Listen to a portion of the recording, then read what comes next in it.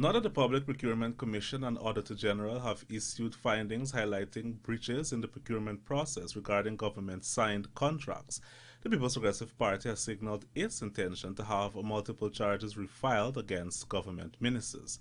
It was in April that Director of Public Prosecutions Shalimar Ali Haq discontinued a second set of privately filed charges against government ministers over the contentious Durban Park project, wherein the ministers allegedly breached the Procurement Act in relation to the expenditure of $906 million in public funds to a private company. Now that the audit report is out, we'll take the audit report and send it to the police.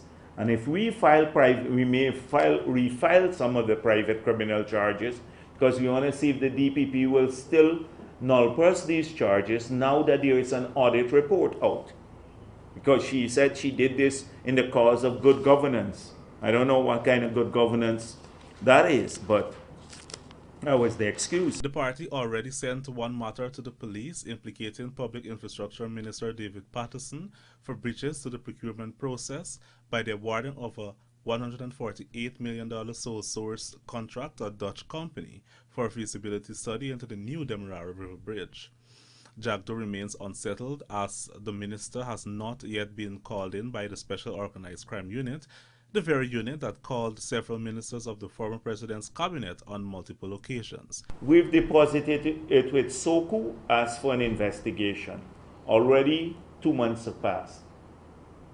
Patterson has not had to go into SOCU as yet. And this is an investigation done by the constitutional body, the Public Procurement Commission, and found that it was illegal.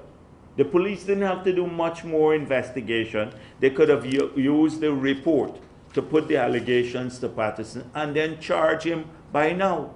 They should have invited the whole cabinet in like they did to talk about other cabinet, what took place at other cabinet meetings. They promised that. The commission flagged Minister David Patterson for requesting from cabinet that the contract be sole sourced instead of being processed through the procurement board as the law says should be done. It was subsequently announced that SOCU would be investigating the contract award. Shemuel Fanfare, The Evening News.